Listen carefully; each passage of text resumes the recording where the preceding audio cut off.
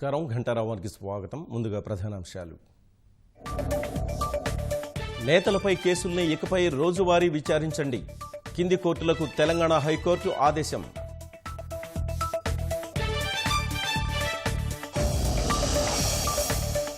ఖర్చుల తగ్గింపుపై యాక్టివ్ నిర్మాతల మండలి దృష్టి.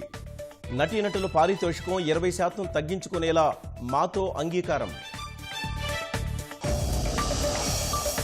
రాష్ట్రంలో మరో 6,224 మందికి పాజిటివ్, 41 మందిని బలిగొన్న కరోనా.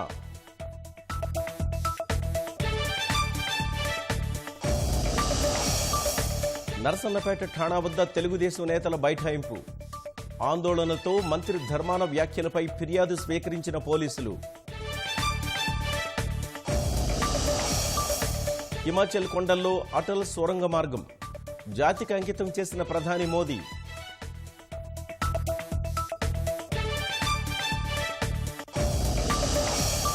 కాసేపట్లో హత్రస్ చేరుకోనున్న రాహుల్, ప్రియాంక.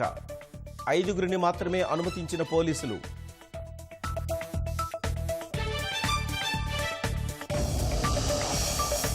144 స్థానాల్లో ఆర్జేడీ, 70 స్థానాల్లో కాంగ్రెస్ పోటీ.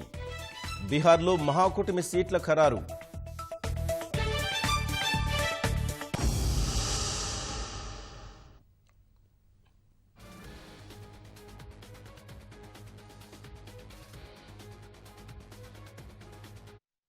కరోనా ప్రభావం తగ్గే వరకు సినీ నటీనటులు తమ పారితోషికంలో 20% తగ్గించుకోవాలని యాక్టివ్ తెలుగు సినీ నిర్మాతల గిల్డ్ మాతో ఒప్పందం చేసుకుంది.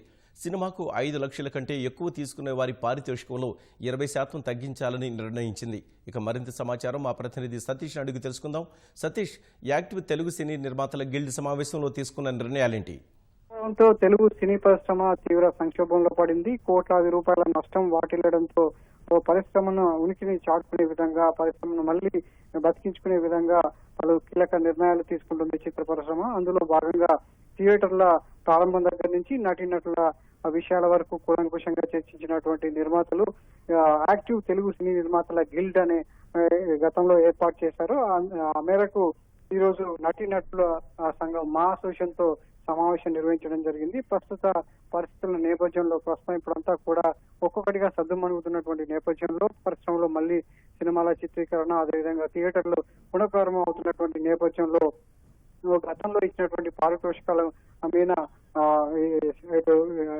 సినీ నిర్మాతలు అదేవిధంగా నటీనటుల సంఘం కూడా చర్చించడం జరిగింది. ఈ మేరకు ఒక స్పష్టమైనటువంటి నిర్ణయాన్ని తీసుకున్నారు. నటీనటులు అదేవిధంగా సాంకేతిక నిపుణులు మొత్తం కూడా 24 క్రాఫ్ట్ల సంబంధించి కూడా కూలంకషంగా చర్చించి ఒక నిర్ణయాన్ని తీసుకోవడం జరిగింది. కరోనా ప్రభావం పూర్తిగా తగ్గే వరకు ఖర్చులు తగ్గించుకోవాలని కూడా సూచించడం జరిగింది. అందులో భాగంగా నటీనటులు తీసుకునేటువంటి తమ పారితోషికంలో 20% తగ్గించుకోవాలని చెప్పి కూడా మాతో సినీ నిర్మాతల మనల్ని ఒప్పందం చేసుకోవడం జరిగింది. అదేవిధంగా 5 లక్షల కంటే ఎక్కువ తీసుకునే నటీనటులు ఎవరైతే ఉన్నారో వాళ్ళలో 20% కోత కూడా పెట్టాలని చెప్పి తీర్మానించడం జరిగింది. అదేవిధంగా రోజుకు 20,000 కంటే తక్కువ తీసుకునే వారికి మాత్రం ఇందులోంచి మినహాయింపు ఇవ్వడం జరిగింది. ఈ మేరకు యాక్టివ్ తెలుగు సినీ నిర్మాతల గిల్ట్ ఒక అధికారికంగా ప్రకటన రిలీజ్ చేయడం జరిగింది. గతంలో కూడా సినీ సంబంధించి అంటే కోవిడ్ పరిస్థితుల నేపథ్యంలో నటీనటులు కూడా తమ పారితోషికాలు తగ్గించుకుంటే నిర్మాతకు లాభదాయకంగా ఉంటుంది. నిర్మాత మీద అదనపు భారం పడకుండా మరో 2-3 సినిమాలు నిర్మించే అవకాశం కూడా ఉంటుంది. ఈ నేపథ్యంలో అంటే పరిశ్రమ మొత్తం కూడా సంక్షోభంలో పడడంతో పెట్టుబడులు అదేవిధంగా వడ్డీల భారం ఎక్కువ కావడంతో నిర్మాత మరో సినిమా వైపు మొగ్గు చూపే పరిస్థితులు లేకపోవడంతో వీరంతా కూడా గత కొన్ని రోజులుగా సమావేశాలు నిర్వహిస్తున్నారు. అందులో భాగంగా ఈ రోజు మా అసోసియేషన్ తో ఒక అధికారికంగా ఒప్పందం చేసుకోవడం జరిగింది. నటీనటులు కానీ 24 విభాగాలకు సంబంధించి సాంకేతిక నిపుణులందరూ కూడా పారితోషికాలు తగ్గించాలని చెప్పి కూడా స్పష్టమైనటువంటి నిర్ణయాన్ని సినీ నిర్మాతల గిల్డ్ ప్రకటించడం జరిగింది.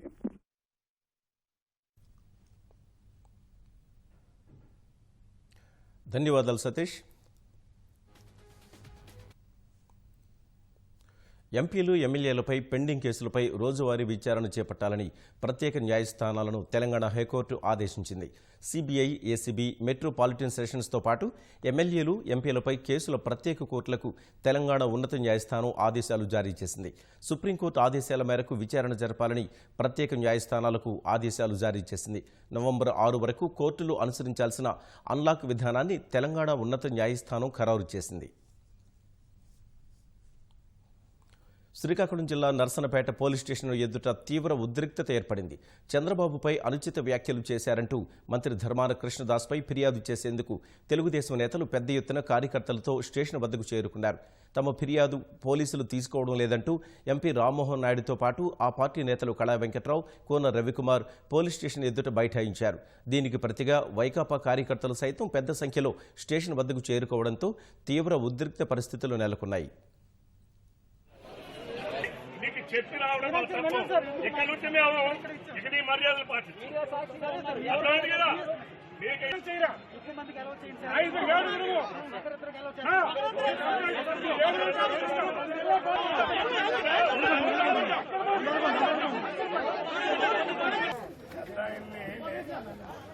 మాత్రం మర్యాద కాదు. రాష్ట్రంలో కరోనా కేసుల్లో స్వల్ప తగ్గుదల కనిపిస్తోంది. 24 గంటల వ్యవధిలో 6,224 కేసులు నమోదయ్యాయి. వీటితో మొత్తం బాధితుల సంఖ్య 7,13,014కు చేరింది. కోవిడ్ కాటుకు కొత్తగా 41 మంది మృతి చెందారు. రాష్ట్రంలో కరోనా కేసుల్లో తగ్గుదల కనిపిస్తోంది. 24 గంటల వ్యవధిలో 72,861 మందికి పరీక్షలు చేయగా 6,224 మందికి పాజిటివ్ వచ్చింది. పశ్చిమ గోదావరిలో అత్యధికంగా 890 కేసులు నమోదయ్యాయి. చిత్తూరులో 827, తూర్పుగోదావరిలో 824, ప్రకాశంలో 619, నెల్లూరులో 558 మందికి మహమ్మారి సోకింది. గుంటూరులో 491, కడపలో 491, కృష్ణాలో 392, అనంతపురంలో 282 మందికి పాజిటివ్ వచ్చింది. కర్నూలు, విశాఖపట్నం, విజయనగరంలో 225 కేసులు చొప్పున నమోదయ్యాయి. శ్రీకాకుళంలో 175 మంది కోవిడ్ బారిన పడ్డారు. వీటితో మొత్తం బాధితుల సంఖ్య 7,13,014కు చేరింది. యాక్టివ్ కేసులు 55,282కు పెరిగాయి. ఇప్పటి వరకు ఆసుపత్రుల నుంచి కోలుకుని 6,51,791 మంది డిశ్చార్జ్ అయ్యారు. మొత్తంగా 60,21,395 పరీక్షలు నిర్వహించినట్లు వైద్య ఆరోగ్య శాఖ అధికారులు వెల్లడించారు.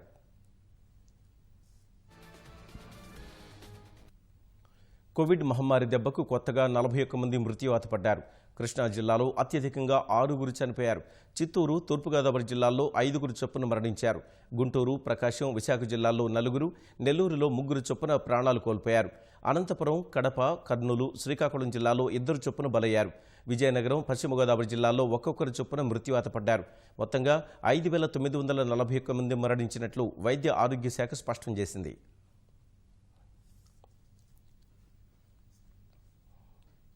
విజయనగరం జిల్లా గంట్యాడలోని జెడ్పీ ఉన్నత పాఠశాలలో 20 మంది విద్యార్థులకు కరోనా సోకడం కలకలం రేపుతోంది. లాక్డౌన్ సడలింపుల్లో భాగంగా రాష్ట్ర ప్రభుత్వం విద్యా సంస్థలను మెల్లమెల్లగా పునః ప్రారంభిస్తోంది. దీనిలో భాగంగా గంట్యాడ జెడ్పీ ఉన్నత పాఠశాలలోనూ 9, 10 తరగతులకు చెందిన విద్యార్థులకు పాఠశాలలు వస్తున్నారు. అయితే గత ఈ నెల 30న పాఠశాలకు చెందిన 73 మంది విద్యార్థులకు స్థానిక ప్రభుత్వ ఆసుపత్రిలో కరోనా పరీక్షలు నిర్వహించారు. ఫలితాల్లో 20 మందికి కరోనా పాజిటివ్గా తేలగా ఈ విషయాన్ని పాఠశాల ప్రధానోపాధ్యాయురాలు నాగసాయి, డీఈఓ నాగమణికి వ్రాతపూర్వకంగా తెలియజేశారు. 20 మంది విద్యార్థులు ఒకేసారి కరోనా బారిన పడడంతో విద్యార్థులు, తల్లిదండ్రులు, ఉపాధ్యాయుల్లో ఆందోళన వ్యక్తమవుతోంది. హై స్కూల్లో 9, 10 తరగతుల విద్యార్థులని స్కూల్కు రమ్మనమని గవర్నమెంట్ ఇచ్చిన ఆదేశాల ప్రకారం రప్పించడం జరుగుతుంది. ఇందులో భాగంగా హెల్త్ డిపార్ట్మెంట్ వాళ్ళు మరి మన 30వ తారీఖున గంట్యాడ జిల్లా పరిషత్ హై స్కూల్లో 9వ తరగతి, 10వ తరగతి చదివే విద్యార్థులను 73 మందిని టెస్ట్ చేయడం జరిగింది. అందులో 20 మందికి పాజిటివ్ వచ్చిందని చెప్పేసి ఇప్పుడు హెడ్ మాస్టర్ గారు మౌఖికంగా చెప్పారు. కంప్లీట్ ఆధారాలు వచ్చిన తర్వాత రేపటి నుంచి మరి 9th, 10th క్లాసులు రన్ చేయాలా లేకపోతే క్లోజ్ చేయాలనే దాని మీద కమిషనర్ గారు కూడా ఒక ½ అన్ అవర్లో డైరెక్షన్స్ ఇస్తామని చెప్పారు. అలాగే కలెక్టర్ గారు కూడా ఎంతమంది విద్యార్థులు ఎఫెక్ట్ అయ్యారో హెడ్ మాస్టర్ దగ్గర నుంచి రిపోర్ట్ తెప్పించుకున్న తర్వాత ఫర్దర్గా ఏం చేయాలనే దాని మీద కలెక్టర్ గారు కూడా మరి క్లారిటీ ఇస్తామని చెప్పారు. ఉత్తరప్రదేశ్లోని హత్రస్లో హత్యాచార బాధితురాలు కుటుంబ సభ్యుల్ని పరామర్శించేందుకు కాంగ్రెస్ నేతలు రాహుల్ గాంధీ, ప్రియాంక గాంధీ ఆమె స్వగ్రామానికి బయలుదేరి వెళ్లారు. ఢిల్లీ నుంచి నోయిడా చేరుకున్న రాహుల్, ప్రియాంక సహా కాంగ్రెస్ నేతలతో పోలీసులు చర్చలు జరిపారు. రాహుల్, ప్రియాంక సహా 5 నేతలను మాత్రమే హత్రస్ వెళ్లేందుకు అనుమతిస్తామని పోలీసులు తెలిపారు. అందుకు అంగీకరించిన కాంగ్రెస్ నేతలు ప్రత్యేక కాన్వాయ్లో హత్రస్ బయలుదేరి వెళ్లారు. అయితే అంతకుముందు తీవ్ర ఉద్రిక్త పరిస్థితులు తలెత్తాయి. ఎట్టి పరిస్థితుల్లో హత్రస్ వెళతామని 30 మంది ఎంపీలతో కాంగ్రెస్ అగ్రనేతలు బయలుదేరి నోయిడా రాగా టోల్గేట్ వద్ద భారీ సంఖ్యలో బలగాలను అధికారులు మోహరించారు. పెద్ద సంఖ్యలో నేతలు, కార్యకర్తలకు అనుమతి లేదని తేల్చి చెప్పారు. హత్రస్లో 144 సెక్షన్ కొనసాగుతున్నట్లు స్పష్టం చేశారు. తర్వాత అధికారుల అనుమతితో రాహుల్, ప్రియాంక గాంధీ, కేసీ వేణుగోపాల్, అధీర్ రంజన్ చౌదరిలు బాధితురాలి కుటుంబ సభ్యులు కలిసేందుకు హత్రస్ వెళుతున్నారు. మిగతా నేతలు, కార్యకర్తలను పోలీసులు చెదరగొట్టారు.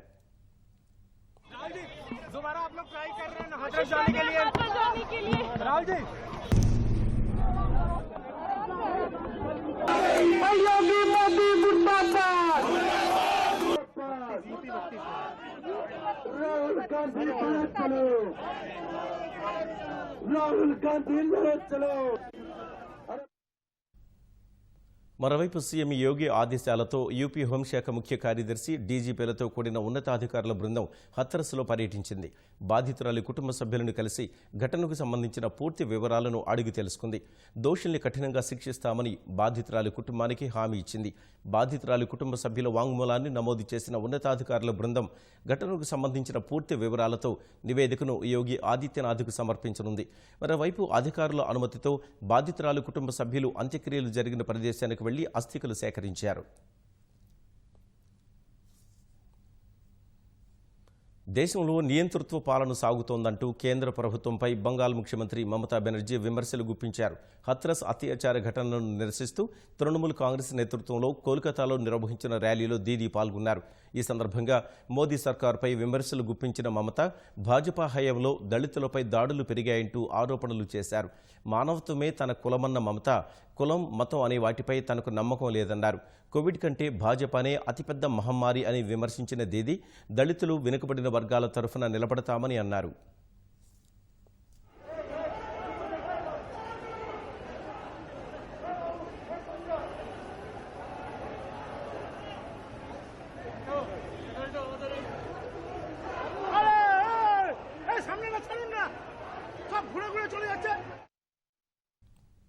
బీహార్ శాసనసభ ఎన్నికలు సమీపిస్తున్న వేళ విపక్ష కూటమిలో సీట్ల సర్దుబాటు పూర్తయింది. ఆర్జేడీ, కాంగ్రెస్, వామపక్షాలు కలిసి మహాకూటమి పేరుతో ఎన్నికల బరిలోకి దిగనున్నాయి. బీహార్ శాసనసభలో 243 స్థానాలుండగా ఆర్జేడీ 144, కాంగ్రెస్ 70, వామపక్షాలు 29 స్థానాల్లో పోటీ చేయనున్నాయి. ఆర్జేడీకి కేటాయించిన 144 సీట్లలో ముఖేష్ సాహ్నికి చెందిన వీఐపీ పార్టీకి, జేఎంఎంలకు కూడా కొన్ని సీట్లు సర్దుబాటు చేయనున్నారు. ఈ మేరకు ఆయా పార్టీల మధ్య అంగీకారం కుదిరినట్లు కూటమి నేతలు ప్రకటించారు. ఆర్జేడీ నేత తేజస్వి యాదవ్ నేతృత్వంలో ఎన్నికల బరిలో నిలవాలని విపక్షాలు నిర్ణయించాయి. విపక్ష కూటమి తరఫున ముఖ్యమంత్రి అభ్యర్థిగా తేజస్వి యాదవ్ పేరును ప్రకటించారు. దేశ రక్షణే ఎన్డీఏ సర్కారు తొలి ప్రాధాన్యమని ప్రధాని నరేంద్ర మోదీ స్పష్టం చేశారు. కాంగ్రెస్ పార్టీ అధికారంలో ఉన్నప్పుడు రక్షణ విషయంలో రాజీ పడిందని తీవ్రస్థాయిలో ఆరోపణలు గుప్పించారు. హిమాచల్ ప్రదేశ్లో నిర్మించిన ప్రపంచంలోనే అతి పొడవైన, రక్షణ పరంగా వ్యూహాత్మకమైన సొరంగ మార్గాన్ని ఆయన జాతికి అంకితం చేశారు. దేశ రక్షణతో పాటు సైనికుల రక్షణ తమ ప్రభుత్వ కీలక ప్రాధాన్యాలని వివరించారు. ప్రపంచంలోనే అతి పొడవైన సొరంగ మార్గం మన దేశంలో అందుబాటులోకి వచ్చింది. హిమాచల్ ప్రదేశ్ లోని మనాలి నుంచి లద్దాఖ్ లోని లేహ్ వరకు ఉన్న జాతీయ రహదారిపై 9.02 కిలోమీటర్ల మేర నిర్మించిన ఈ సొరంగ మార్గాన్ని ప్రధాని నరేంద్ర మోదీ జాతికి అంకితం చేశారు. రోహతంగ్ లో జరిగిన ఈ కార్యక్రమంలో రక్షణ మంత్రి Rajnath Singh, CDS general Bipin Rawat, army chief general MM Naravane పాల్గొన్నారు. అనంతరం టన్నెల్ను పరిశీలించిన ప్రధాని అక్కడి ఫోటో ప్రదర్శనను తిలకించారు. ఈ మార్గంలో వాహన రాకపోకల్ని జెండా ఊపి ప్రారంభించారు.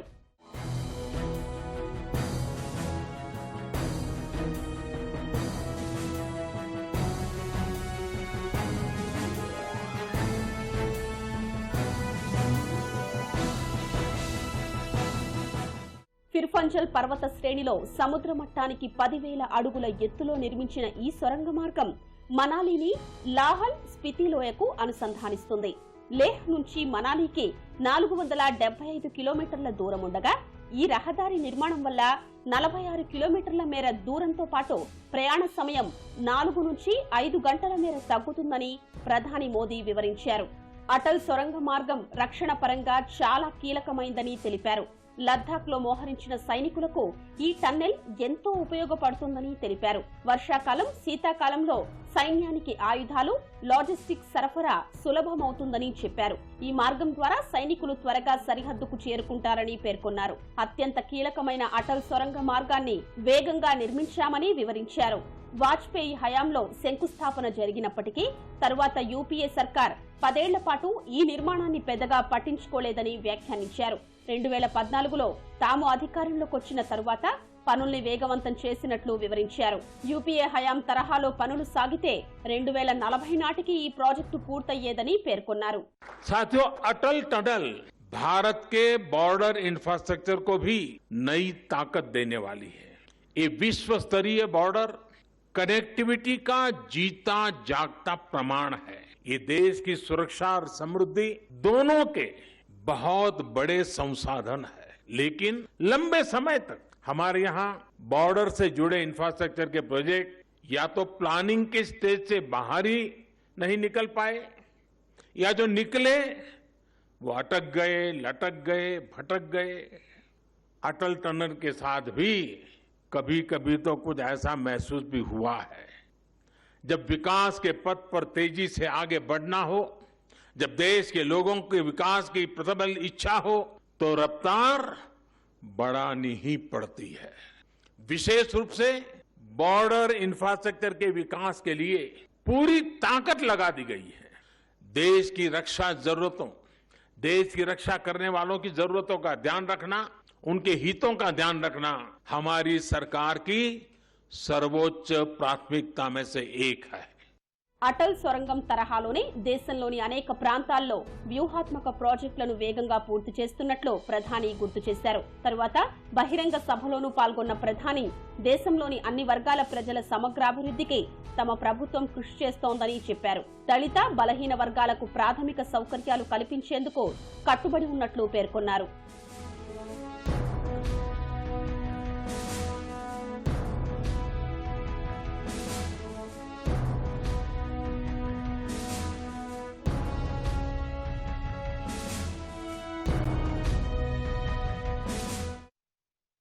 కాంగ్రెస్ నేతలు రాహుల్ గాంధీ, ప్రియాంక గాంధీ హత్రాస్ చేరుకున్నారు. ప్రత్యక్ష ప్రసారం ద్వారా చూద్దాం. राहुल जी, इससे पहले आप आए थे, आपके साथ धक्का मुक्की की गई थी, तमाम चीजें आपने कहा।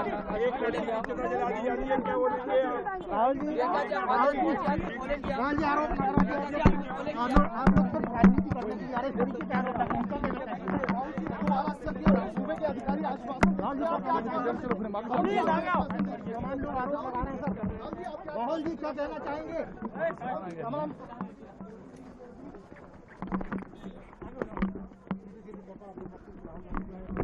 राहुल जी, 2 दिन से आप लगातार कोशिश कर रहे हैं यहाँ आने के लिए। सर 2 दिन क्या कहना चाहेंगे राहुल जी?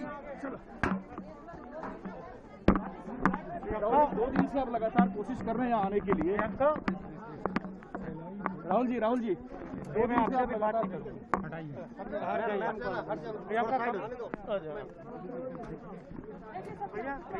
कोई यहाँ रोक नहीं सकते। हाँ,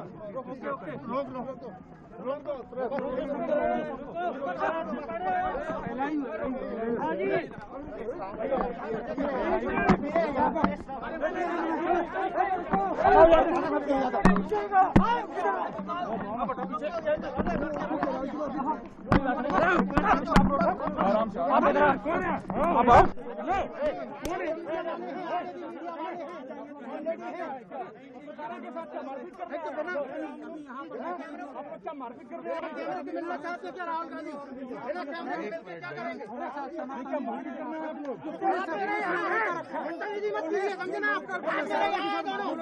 देखिए आप किस तरीके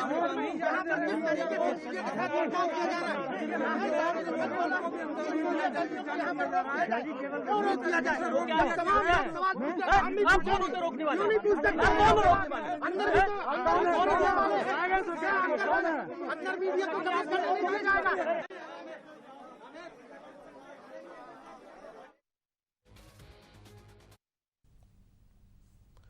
రాజధానిపై అధికార ప్రతిపక్షాల మధ్య వాగ్యుద్ధం కొనసాగుతోంది. విశాఖలో రాజధాని అంశం మీద మంత్రి కృష్ణదాస్ వ్యాఖ్యలపై తెలుగుదేశం సీనియర్ నేత అయ్యన్న పాత్రుడు స్పందించారు. విశాఖ పార్లమెంటు స్థానంపై ఎన్నికలకు వెళ్లి తేల్చుకుందామని ప్రతి సవాలు విసిరారు. విశాఖలో రాజధాని వద్దు, అదే పోటీ మాట మీద పోటీ చేయడానికి నేను వాళ్ళిద్దరి మీద కానీ ముగ్గురు మీద చంద్రబాబు అయినా, అచ్చెన్నాయుడు అయినా, రామ్మోహన్ అయినా ఎవరి మీద పోటీ చేయడానికి రెడీ. నేను ఛాలెంజ్ చేస్తున్నాను.